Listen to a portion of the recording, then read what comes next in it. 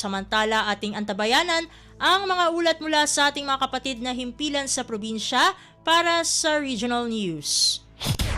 Balita mula sa lalawigan sa bawat rehiyon ng ating bayan. Dito sa Ang Pilipinas Ngayon.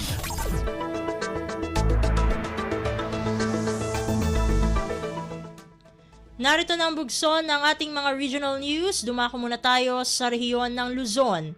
Simultaneous Barangay Cleanup Drive ginawa sa 32 barangay ng bayan ng Lingayen bilang bahagi ng kampanya laban sa sakit na dengue. Narito ang buong balita na ihahatid sa atin ni Ruel de Guzman mula sa Dagupan.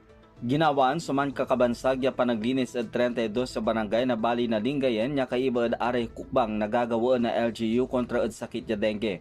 Sabit na aktibidad, ya dinauluan na Lingayen Municipal Health Office at ampian na linisan tanaukal iray lugar sa ragton panubungan na are agayat ya walay awit dan dengue virus. Ayat katekep na panobserba at Dengue Awareness Month natanya bulan na walaan niya teman Stop the Spread, sama-sama nating supuin ang dengue. Kaibad saya, imbaga ng dulag punong barangay Kati kanilang ya ang gano mamidwa at sa kay bulandan gagawon so niyan aktibidad at lugar da akila irad Municipal Health Office tamarakep niyang programa ya makatulong para abig laman na are residente. Unong sa datos na bitan opisina, manlapo ng bulan na Enero ang gadnatan niya bulan na Hunyo, wadjalad 137 subilang na kaso na dengue at bali na Lingayen. Ng 2023, jad buong taon, sabit ng balay at akapantala ng 246 sa kaso na dengue. Manlalapod RP Dagupan, Shak si Ruel de Guzman para Radyo Pilipinas World Service. Balita mula sa lalawigan sa bawat rehiyon ng ating bayan. Dito sa Ang Pilipinas Ngayon.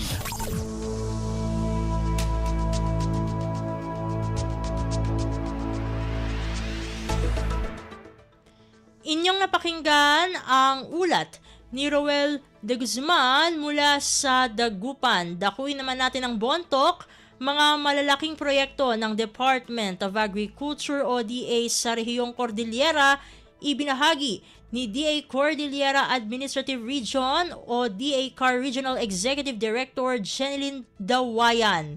Ang kabuang ulat ihahatid naman sa atin ni Donna Kawis Balyo.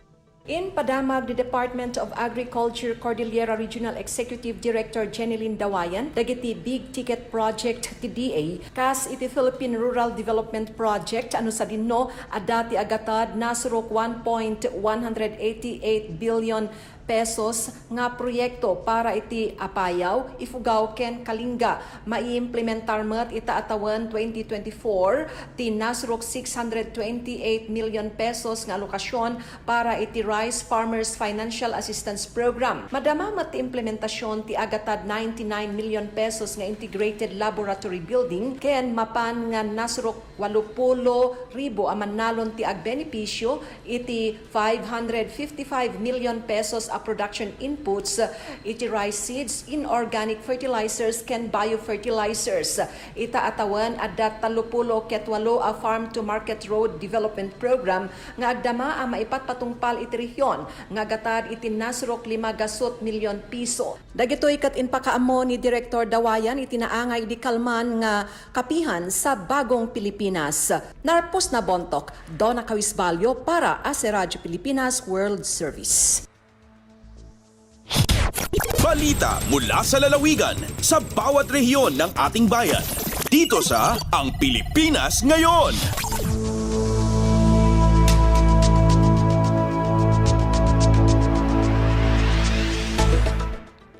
Inyong napakinggan ang ulat ni Donna Kawisbalyo mula sa Bontok.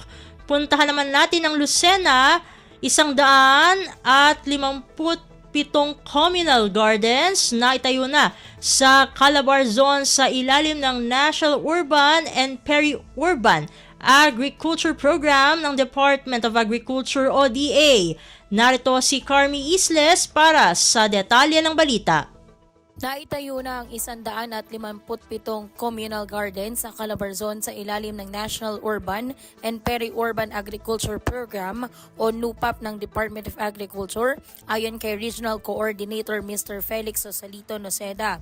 Sa episode ng Usapang Agrikultura kahapon, sinabi ng opisyal na ang naturang bilang ng communal gardens ay patuloy na nadaragdagan. Aniya kabilang sa kanilang mga recipient ay mga nasa barangay, subdivisions, homeowner associations at religious groups. Bukod dito ay nagtatayo rin sila ng garden sa military facilities at sa iba't ibang bakanteng lugar. Nilalayo ng NUPAP na makapagbigay ng dagdag na pagkain para sa mga urban settlers sa kabila ng limitadong lupang sakahan sa kalunsuran. Kasama pa sa mandato nito na magkaroon ng dagdag na kita ang mga tagalungsod at makapagtatag ng recreation at wellness areas. Mula RP Lucena, ito si Carmi Isles para sa Radyo Pilipinas World Service. Balita mula sa lalawigan sa bawat rehiyon ng ating bayan. Dito sa Ang Pilipinas Ngayon.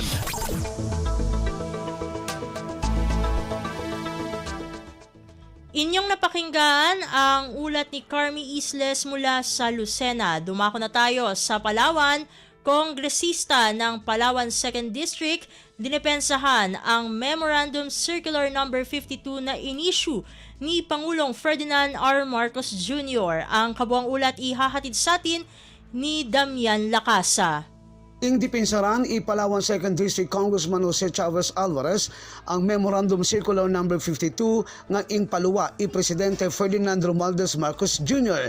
Matatandaan nga akagapil sa MC52 ang kasuguan ang presidente nga itabid sa regular nga Monday flag raising ceremony sa tanan nga opisina ang gobyerno, lokal nga gobyerno, mga aradalan ang Bagong Pilipinas Him-Ig Pledge nga akaresibi wala mitong batikos. Pero kung si Alvarez ang papakiman, prerogative makonta na ang presidente ang asambit nga kasuguan nga dapat dasunon ang tanan. Bekenda marimo makunta na kung isasambitin ang kada isara ang Bagong Pilipinas Him-Ig Pledge nga kada letra ija isa idalim kuno ang pagiging makajos ig makabayan ang mga Pilipino. Agalindigi ang siyudad ang Puerto Princesa, Damian Lacasa Jr. para sa Radyo Pilipinas World Service. Balita mula sa lalawigan sa bawat rehiyon ng ating bayan. Dito sa Ang Pilipinas Ngayon.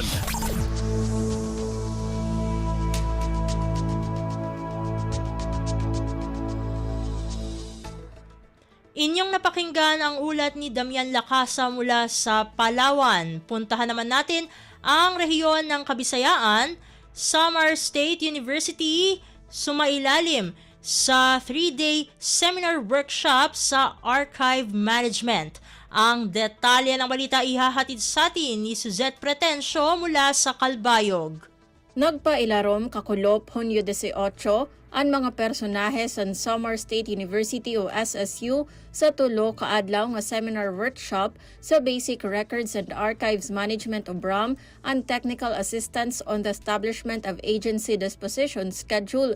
Ini nga nasabing aktibidad nga ginpapangunahan sa National Archives of the Philippines nga asyan ginmanduhan sa gobyerno nga mag-preserve sa primera nga source and information sa Philippine history, basic components and cultural heritage ng collective memory. Katuyuanan sa sining higayon nga makaghatag sa government personnel san kinaadman og skills nga kinahanglan san pagpatuman sa mga required standard policies sa records creations, maintenance and use nga disposition. Ang seminar workshop nga matatapos buwas nga adlaw Hunyo 20 in mayadasan lectures, workshops nga open forum discussions. Tikang sa Radyo Pilipinas Calbayog, ini si Suzette Pretensio para sa Radyo Pilipinas World Service. Balita mula sa lalawigan sa bawat rehiyon ng ating bayan. Dito sa Ang Pilipinas Ngayon.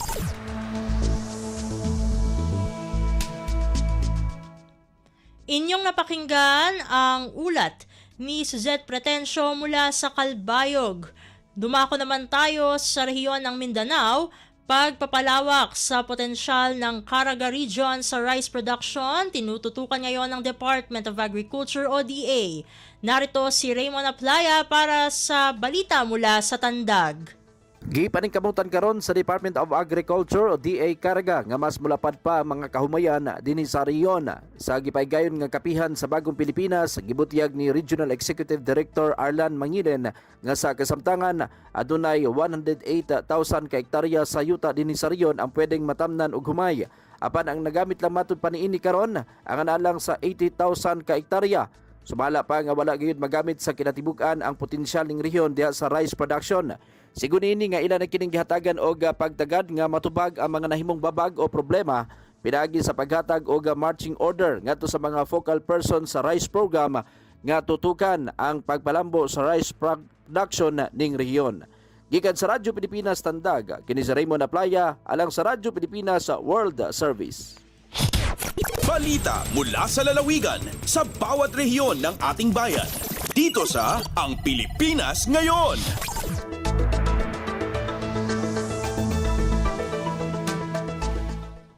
Inyong napakinggan ang ulat ni Raymond Aplaya mula sa Tandag. Puntahan naman natin ang Zamboanga, mga serye ng gun attacks na naitala sa Zamboanga City, tinalakay sa Peace and Order meeting ng lokal na pamahalaan. Ang kabuang ulat, ihahatid sa atin ni Bless Eboyan. Usa ka peace and order meeting ang gipanguluhan ni Zamboanga City Mayor John Dalipe aron pagahisgutan ang serye sa mga gun attack sa maong lungsod.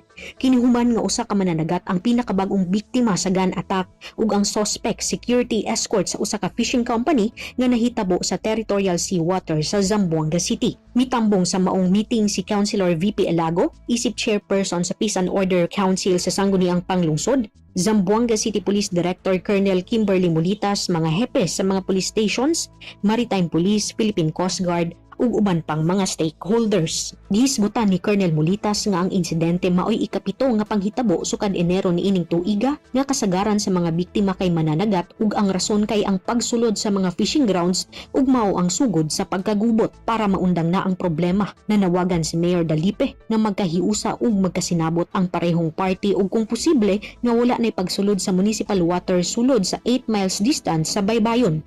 Nahisgutan usab ang pag-disarm sa mga Special Civilian Active Auxiliary o SCAA members nga maoy nagsilbing security escort sa mga fishing boats.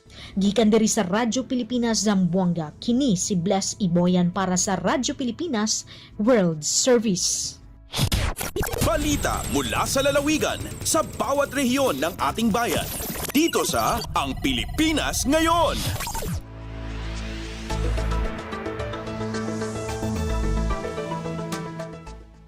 Inyong napakinggan ang ulat ni Bless Eboyan mula sa Zamboanga. Dakuin naman natin ang hulo, pamahagi ng TDPAT Smart Grant sa mga piling benepisyaryo pinangunahan ng Pamahalaang Panlalawigan at ng Commission on Higher Education o CHED.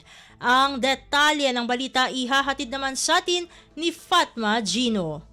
Piyag-uhanan hinda Governor Abdul Sacortan si Lupa Sug iban ni Director 2 Rudy Garcia. In charge sina Commission on Higher Education Regional Office 9 in pagtukbal sin pilak tatawangan ha mga student beneficiaries halupa sug sina kalabay adlaw yaon ditwa Sulu Provincial Gym ha capital site Patikul. Bang duunon ininiha kagisin initiative hinda Sulu 1st District Congressman Samir Tan, iban ni kusog tausug party list representative Sherny Tan Tambot, habawaan sina tulong dunong program atawa TDP, iban student monetary assistance for recovery and transition atawa SMART program. Habaman sina TDP, Tertiary Education Subsidy, makatayma sampay pangpo tag 5,000 pilak grant in tiap-tiap beneficiary sa kahaba academic year. Salta habawan ni Subsin Smart Grant Program, dilan one-time fixed grant kimat kawan tag 5,000 pilak in mga qualified students nag-enroll haunun na undergraduate program para academic year 2023-2024. Dahil nga RP Holo ini Fatma Adlicino para Radyo Pilipinas World Service. Balita mula sa lalawigan sa bawat rehiyon ng ating bayan. Dito sa Ang Pilipinas Ngayon.